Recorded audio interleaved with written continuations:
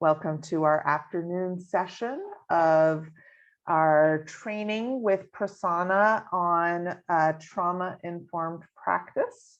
And Prasanna, thank you so much for continuing to lead us. Oh, welcome.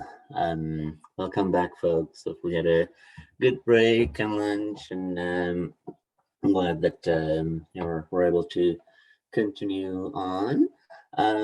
So I thought I'd back up a couple of slides. So before we broke for lunch, we had started the second core objective, the way I kind of break down the material, which is to explore resilience in clients and the workforce.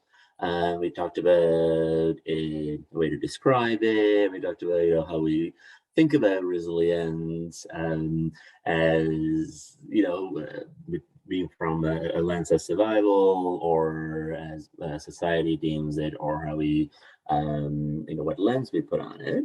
And just before we broke, I was talking about different things we can encourage our clients to do as they are being resilient and doing what they need to do to survive or get through the world, and things that we could consider for ourselves as well. And there are lists and there's toolkits and recommendations, but for today, what I'd say is to be open to the idea of going with the flow and being flexible until you can create safer interactions for you, or to help people along until they can improve on or create safer experiences, or create some additional strategies.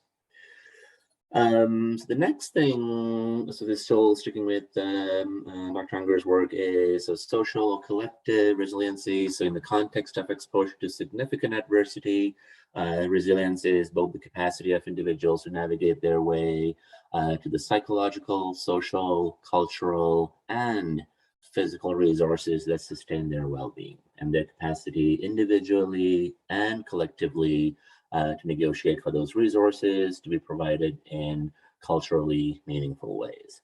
So the transition from individual to group, or individual to social resilience isn't that big a leap. But then here, what I want you to think about is as an individual within a social group or a community, or as a group, there may be some resiliency factors that the whole group is engaging in.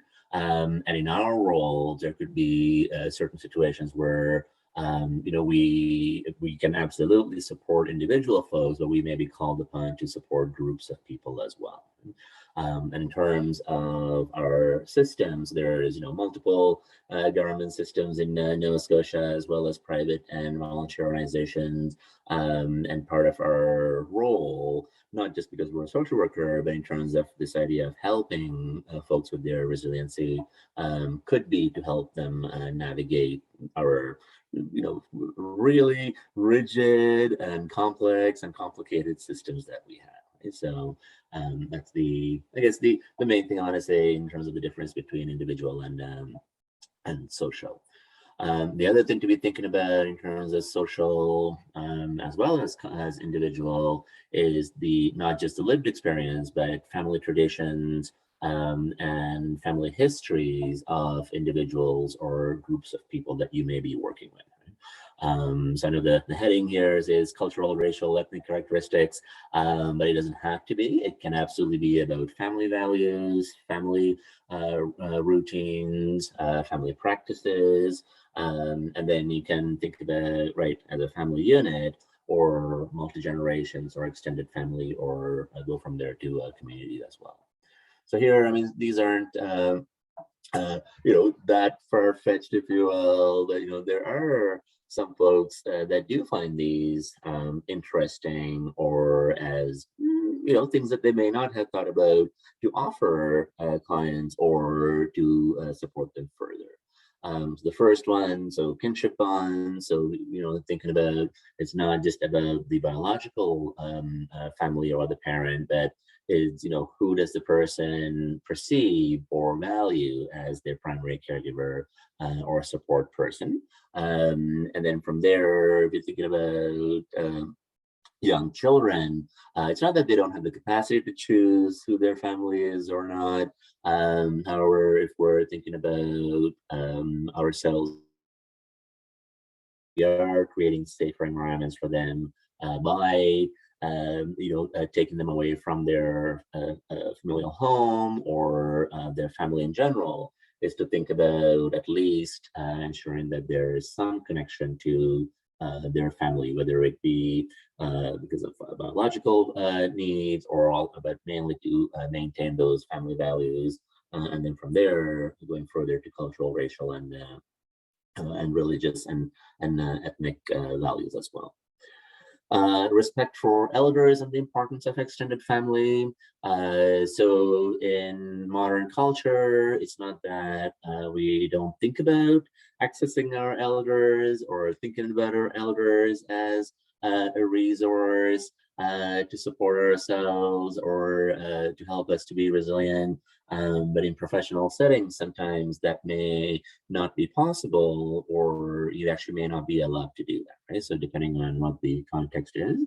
But then again, thinking about, right, what's important for the person, right? Whether it's a teen, child, or an adult, if they're saying, right, so thanks so much, social worker persona. I'd like to speak with an elder. I'd like to speak with a religious or spiritual leader, or somebody else other than a professional. Right? So I think that's the main thing they're trying to convey here. And then the next one, is actually talking about spiritual and religious practices. So in healthcare, so I can speak a little bit about healthcare.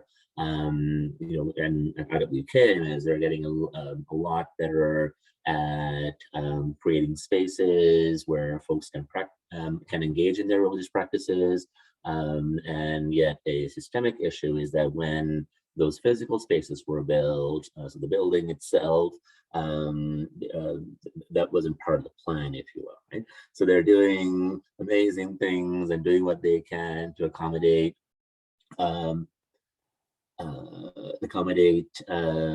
people's religious needs and practices. And just want to say that as a systemic issue, you may be also working in an organization or a building or area where it's not possible because of the way it's labeled.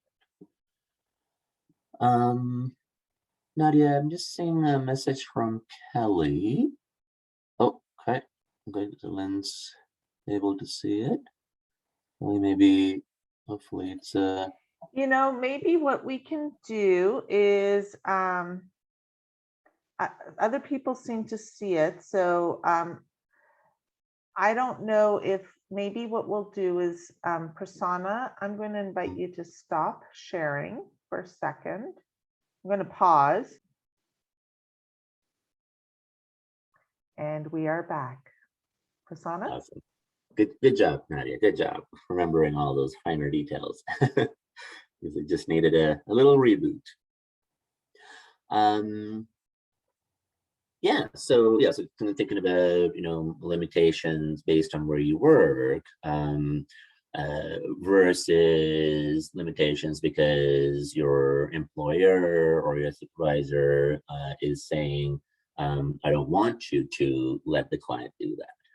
Because those are two very different things. And then when you're thinking about the application, not just to clients, but for everybody, which includes us, is also thinking about your own needs, right? So do you have the ability to practice your religion, your faith, or other spiritually based, resiliency building practices at your place of work, right? And again, it could be a no, could be maybe, or it could be they are open to it. There just isn't a place for it or a function to activate to do that. Right?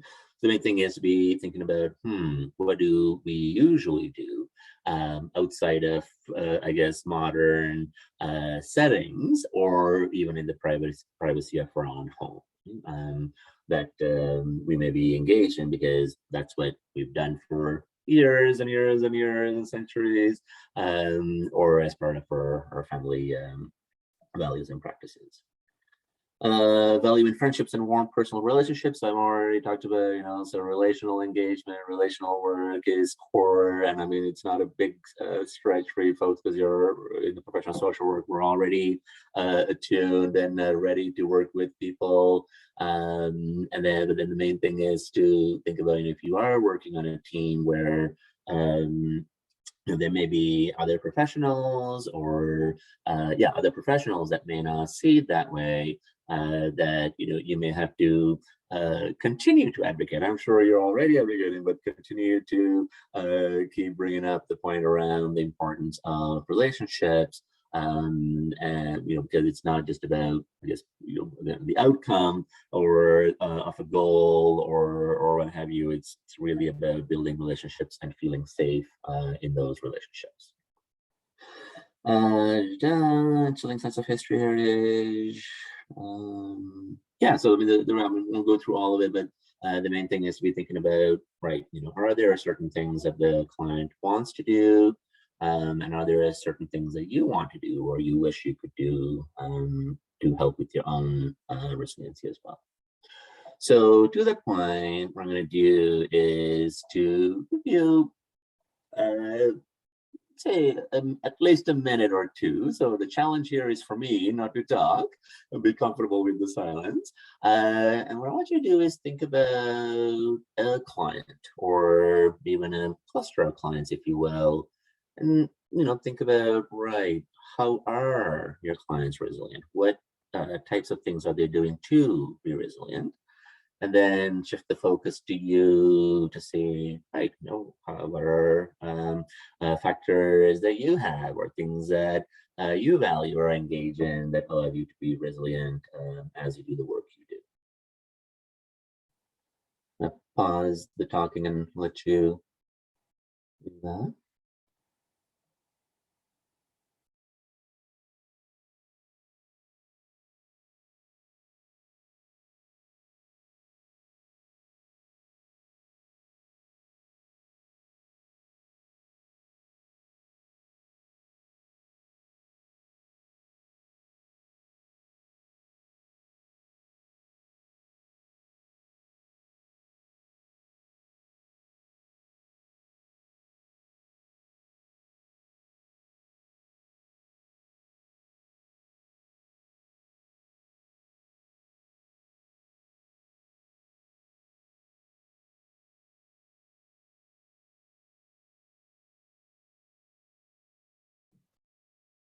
I saw a question. Can you put it back on the previous slide? And I'm still on mute.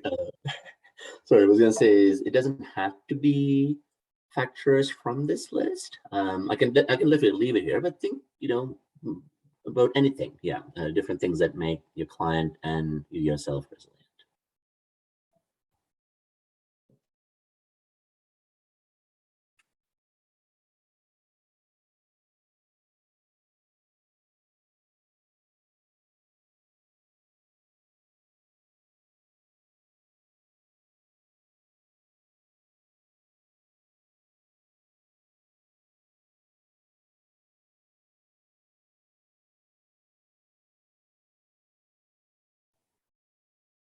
All right, folks, thanks so much. So goal setting, moving forward. We'll talk about hope and being positive, but not at the detriment of causing yourself more stress. Spirituality, strong kinship bonds, respect for our elders. Kelly's saying just getting out of bed, right? Showing up to school, asking for help, sitting with you, attached to family even if not direct in. So 12-step community. Right, so trust is huge. Well, actually, that's actually one of the principles that we'll talk about towards the end. Right, so if you ask for help, which I know in some professional settings, folks are like, what's the problem with asking for help?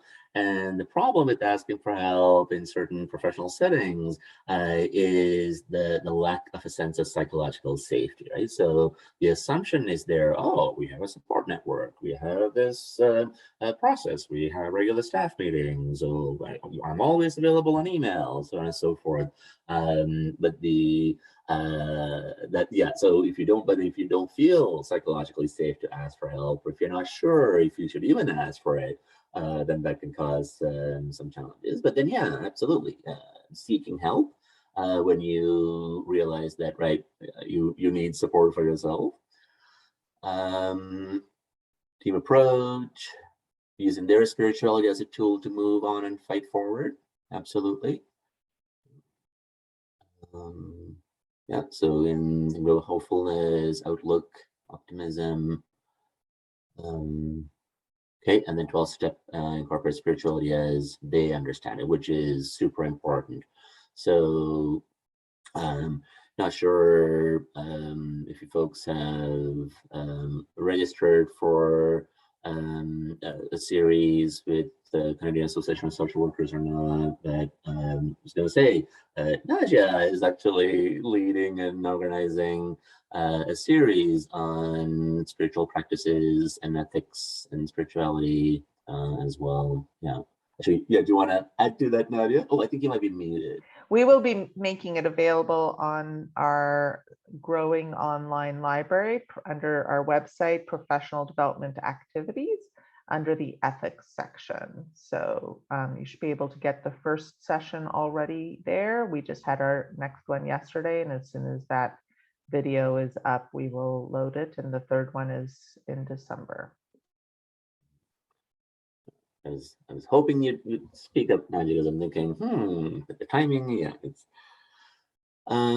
yeah, that's great, folks. So, and I know, the idea of resilience or resiliency isn't new to the professional social work, but we want to kind of, get you to think about, other things that you may not have thought about, or you may not have the ability to offer because of your role, your job description, or where you work, right? Which is quite often the case.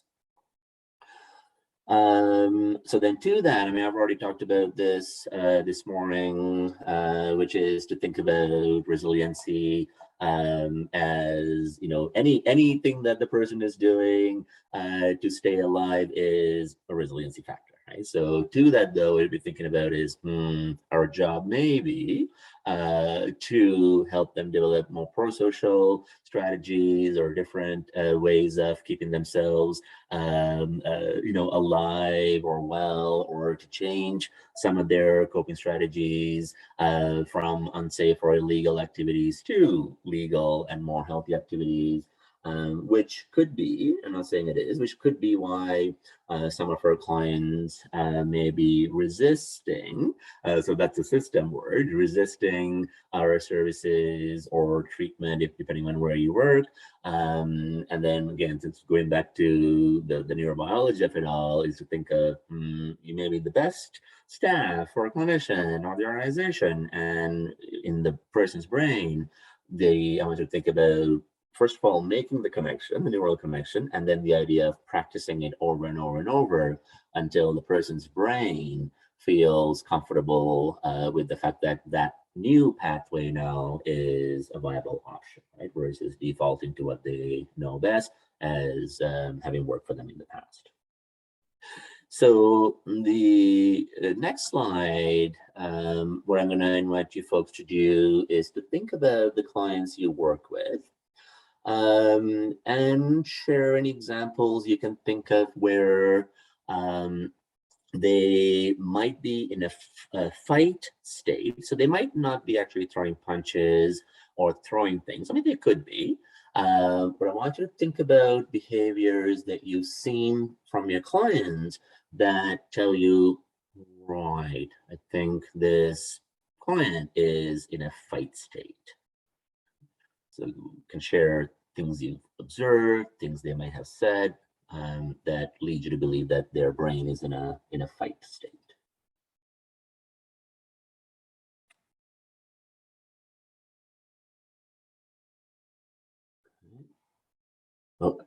no, yeah. Thanks for that. Yeah, so recognizing is that, yeah, all coping strategies rather than shaming and building. Yeah. Yeah. So self-harm, yelling, tone, body language, swearing, resistance in motivational interviewing. Yeah. Okay, responding to a positive comment in a defensive manner. Yeah. Angry communication. Okay, so not talking to you at all.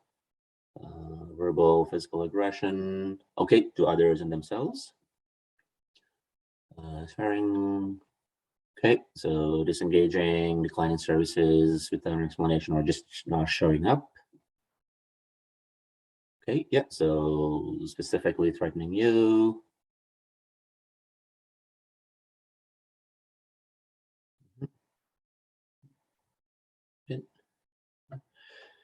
Yeah, so that's a great list. And so what I like about this list is that it's about our interpretation, right? So when you use the word interpretation, we could be absolutely wrong about what's actually happening in their head. But what we need to be thinking about is right. So what they're doing or saying isn't okay. It's not safe. It's not appropriate. And as long as nobody's actually getting physically hurt, maybe we have time to be curious. Maybe we can wait it out. Maybe we can explore options, so on and so forth. Let's do the same thing for the flight response. What are some things that you might observe or hear from your clients, and your best guess is that they're in a flight state?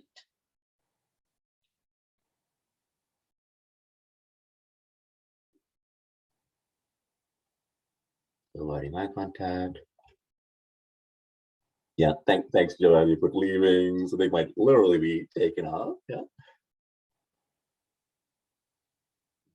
So not showing up or missing appointments.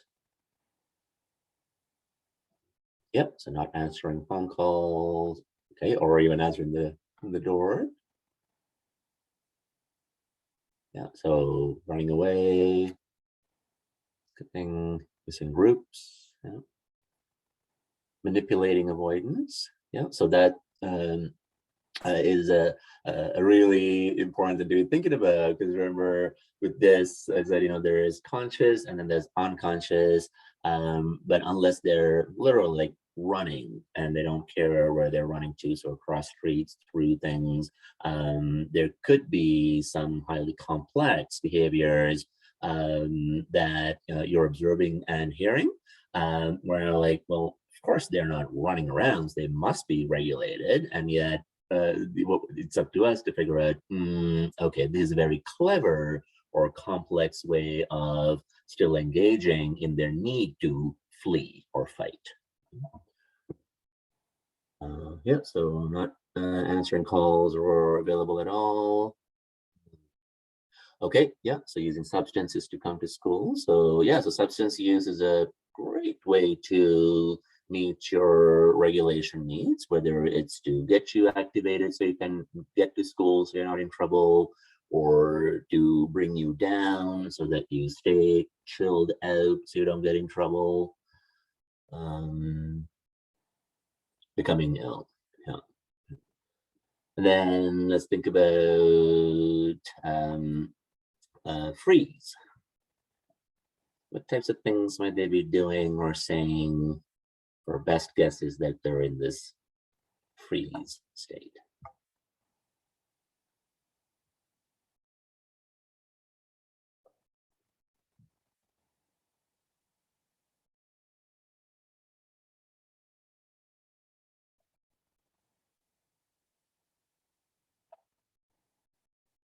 Okay, where do we start here? Not talking or feeling numb.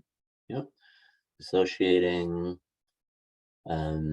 Yeah, so remember with dissociating, it could be that they're in a freeze state, or they're quite active and dissociated, right? So yeah, it could be either.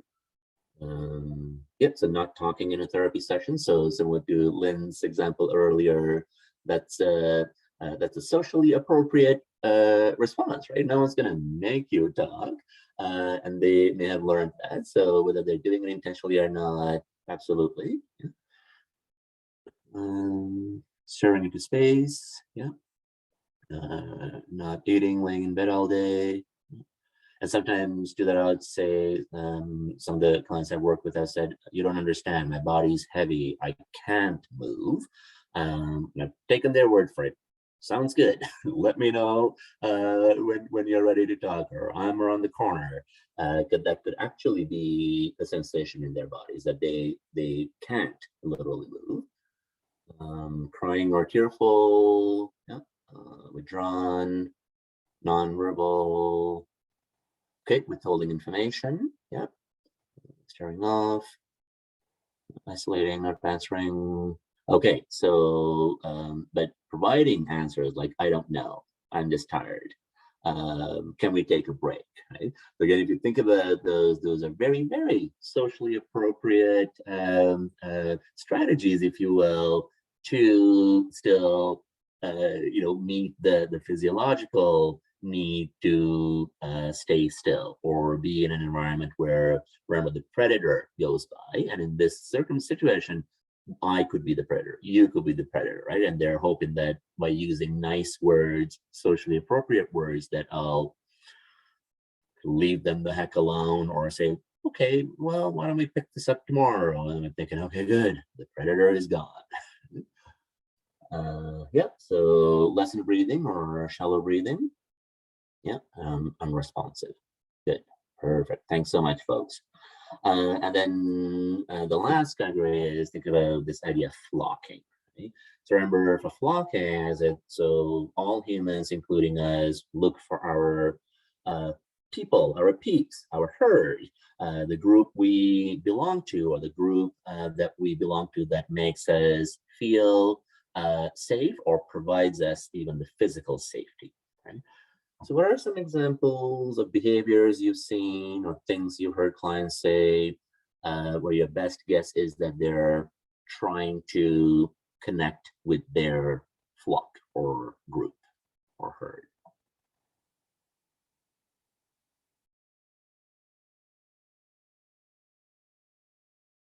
Okay. Yeah. So it sounds like, Kelly, they found their flock and the whole group isn't doing well, or the group, maybe that is the group identity, right? And maybe that's why your client is seeking out that group because they may feel like, oh, I'm not weird when I'm in this group because we're all making unsafe, illegal decisions or engaged in those activities. Yeah, wanting to have a support person at a meeting. And then do that, or can I also say, so wanting to have somebody, but then maybe feeling afraid that they can't, which then may lead them to, engage in the freeze, flight, fight categories, right? So I've definitely seen that happen. And then after the fact, when they've trusted me enough or felt safe enough to say, I didn't want to talk to you alone, or I didn't want to tell you without my boyfriend present or without talking to dad. Like, all right, okay, you don't have to do that. If you want dad there, grandma there, it's totally okay. Just kind of think about that as well for next time. Agree with the group behavior. Yeah. Yeah.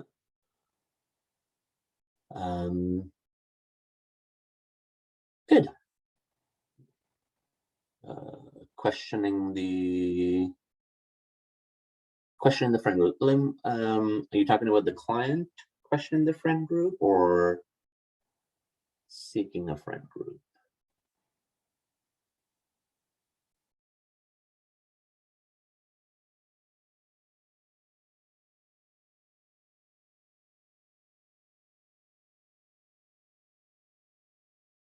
Okay, seeking, absolutely. Yep, yep.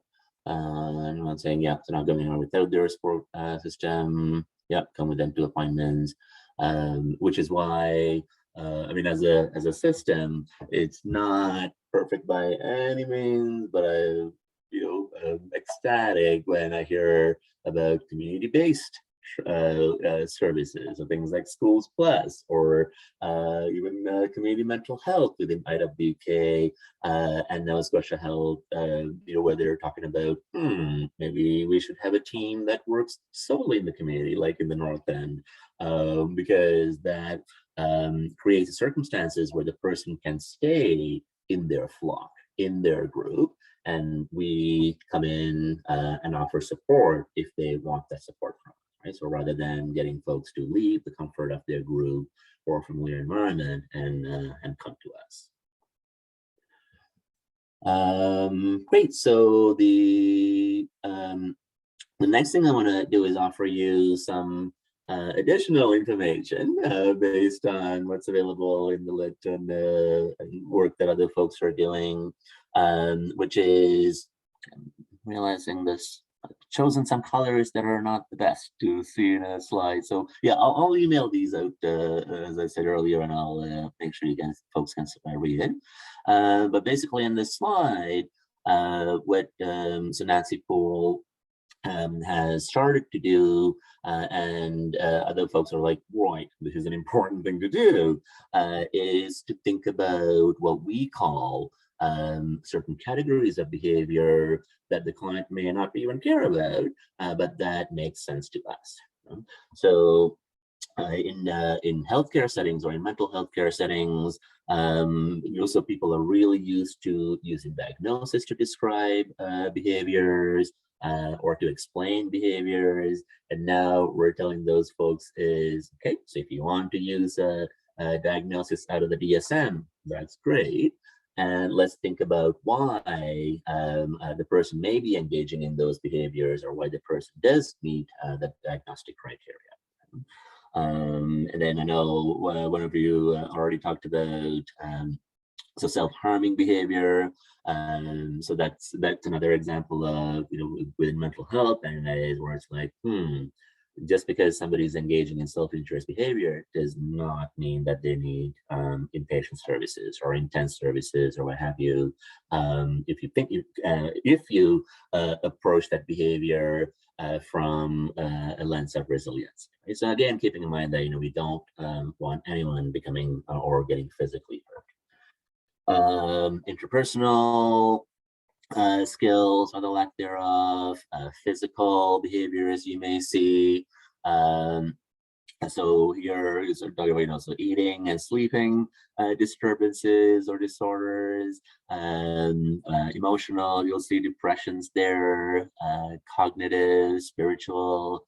So the idea here is, depending on your role, where you work, or the system you work in, that there may be terms or labels that you yourself may need to use. So when I was doing direct patient care, I had to use certain terminology because that's how we communicate with each other as professionals.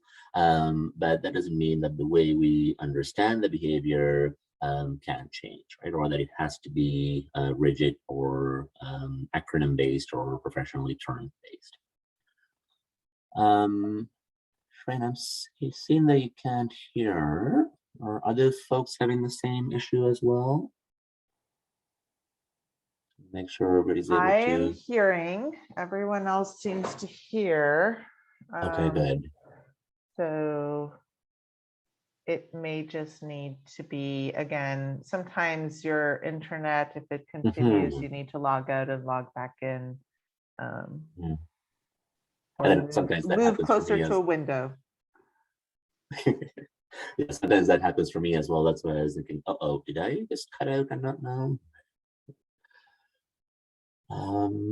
Right, yeah, so that's the only additional piece, I guess, is think about what your role is, what your job is, and especially professional terminology that you may be using or required to use. So I'd like to do next is to do the exact same activity, but now thinking about ourselves as care providers. So when you're in your workplace, what are some examples that you can think of where it so we're talking about regulation here, where it felt like you needed to protect yourself, and to the point where it felt like, oh, I may have to push this person or yell at this person. So hopefully you didn't do it. But thinking about situations when you may have found yourself in a fight response state.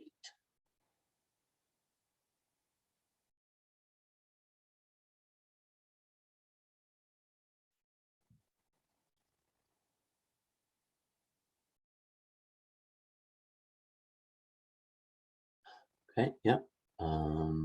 Yeah, so when a client is threatening you personally, and with threats, it's also not just about what they're saying, it's also your brain's perception of imminent follow-through, right? And or your professional assessment of this persona guy is saying a lot of things and I know they're just mad, or they're saying a lot of things and I think they have the ability or the means to follow through.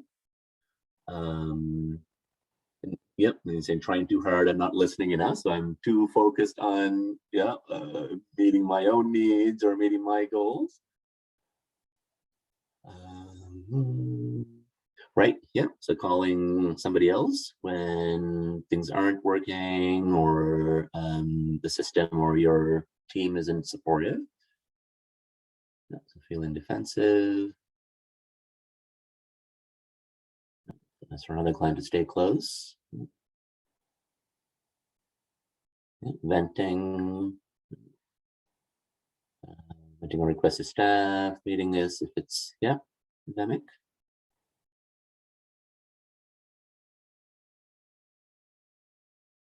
Okay, and so outrage. So I've definitely been there. So I've never punched a coworker, but I wanted to, and managed to keep it together. But yeah, so we get mad, right? So not just fight response, but we do get mad, frustrated, angry ourselves. Okay, yeah. So when a client says they want another worker, oh, because you're not doing enough, yeah. So okay, yeah. So working with someone who is unpredictable or not stable. Because remember, we already established this morning. So our brain doesn't like unpredictability, right? So your brain is actually trying to protect you when it's getting into this fight mode. So people are disrespectful. Yeah. So connecting with okay, demanded to speak to a manager. Right. And then so let's switch to flight. So situations where you had the urge or the need to flee. And so you may have done it in a very appropriate and professionally appropriate manner, but the function is still you're getting away from something unpleasant.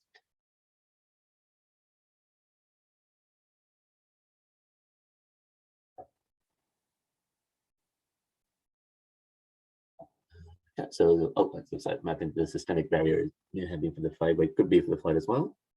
So literally changing jobs, quitting jobs, or trying to, right? So with clients, we talked about the stress of applying for a job, housing, or resources. So you may be in this flight state for a while before you get to actually leave. So didn't show up for work after a tiring day. Yeah. Going to meetings, or it could be making a clever or an appropriate excuse for why you're not going to a meeting. Okay, yeah, ending meetings or calls when it's unproductive. Sick time. Okay, so so using paperwork as an excuse not to engage. So we're usually busy anyways. There's usually an overabundance of paperwork and documentation. So that could be the case, or again, it's a clever or appropriate excuse. So regrouping. So by yourself. Yeah, so needing a break. Yeah, leaving work early. Absolutely. So you're not running away. but the function is still the same, right? So that's what I want you to think about. And so again, for ourselves, it's great that you have, complex or professional ways of meeting the need. But then the next thing that you think about is if possible. So it's not as not to say, we are social workers, we get pulled into things on a daily basis, or the nature of our work actually might be unpredictable in general, but is to kind of think about when could this happen and then plan for it if possible. So now let's think about freeze on these. So the function is freezing, but what were the circumstances, or what did this look like when you were in this state?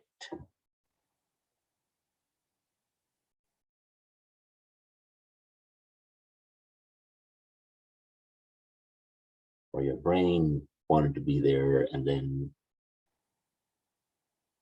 you may have done something complex or professional, or not. Maybe you froze.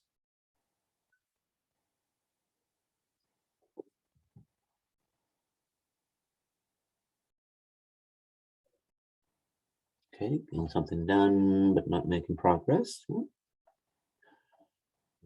Yeah, so that could be a freeze thing or on the way to freeze. So you may be trying to actively avoid it before you kind of give up on it, if you will, cognitively.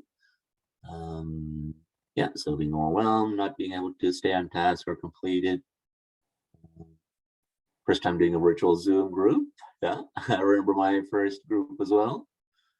During a meeting, yeah, going to doodle mode on Yonosuke. If it's during a meeting, going to doodle mode on Yonosuke. Are you talking about is like a chat function, or I'm not sure what the doodle mode is? Or hold on, are you talking about doodling on a I piece think of paper? so. I know I've Okay. done that a couple of times.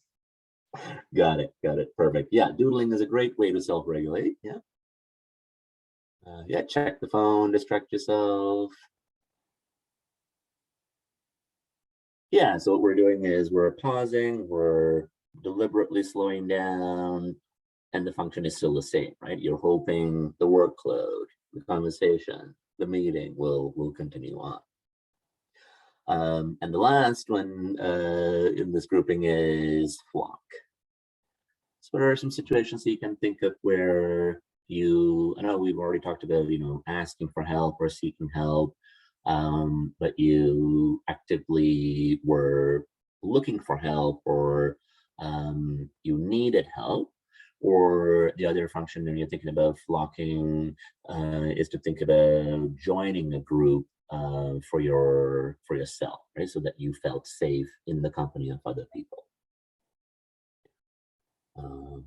Yep, groupthink. Yeah, you may not necessarily agree with what's happening with the group, but there's safety in staying with the group, and then familiarity with what's happening, which lends itself to that idea of groupthink, or aligning yourself with the goals or values of others.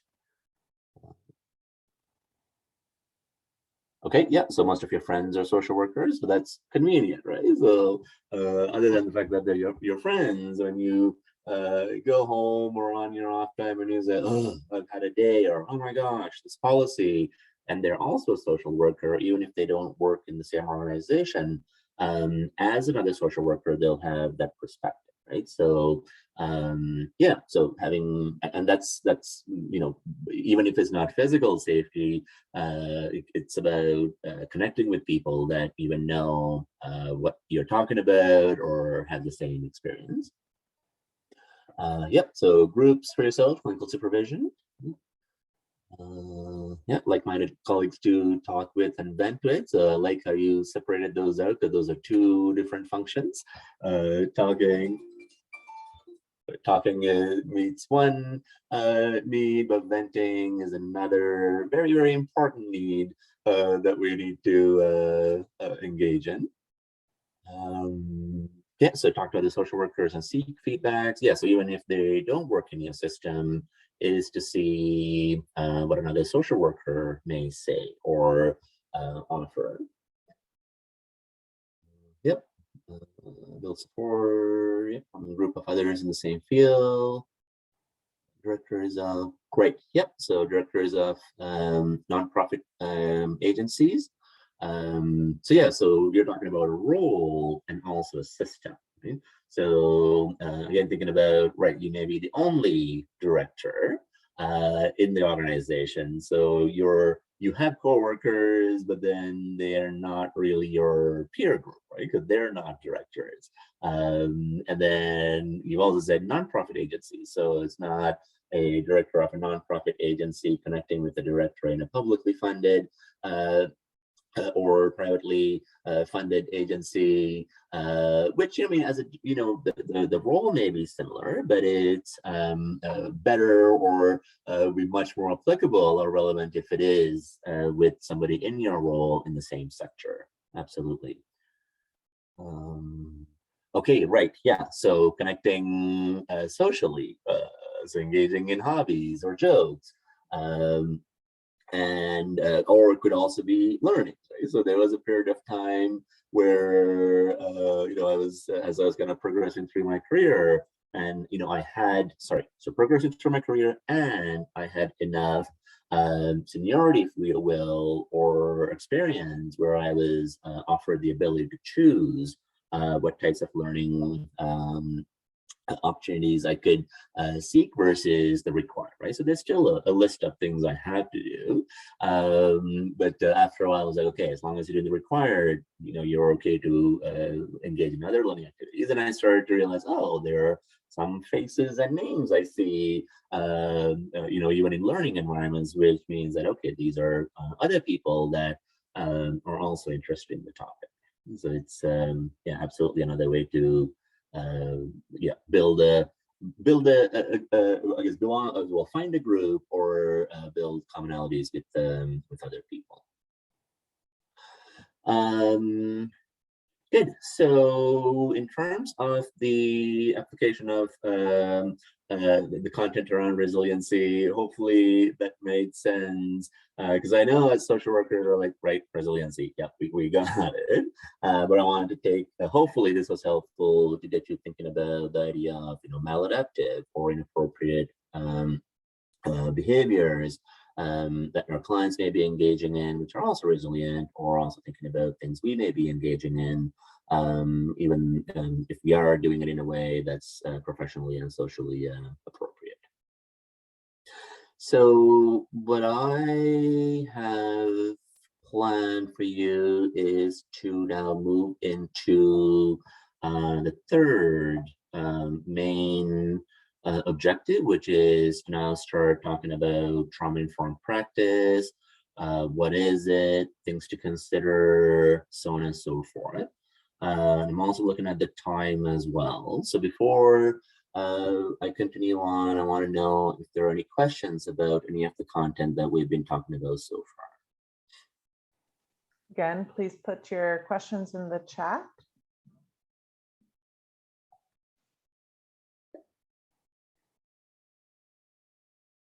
Once again, it's looking like you are explaining everything very clearly, or we're trusting you to continue to clarify as we continue. Perfect. All right, so folks, rather than start a whole new section with 6 minutes left, what I'd like to do is to offer you your break now. So Nadia, does that sound like a okay plan? I'll hand things back to you. Yeah, so our break is 15 minutes, you said again? Yeah. All right, so we will meet back at 2:10, everybody, okay? Perfect, thanks everyone. See you in 15 minutes.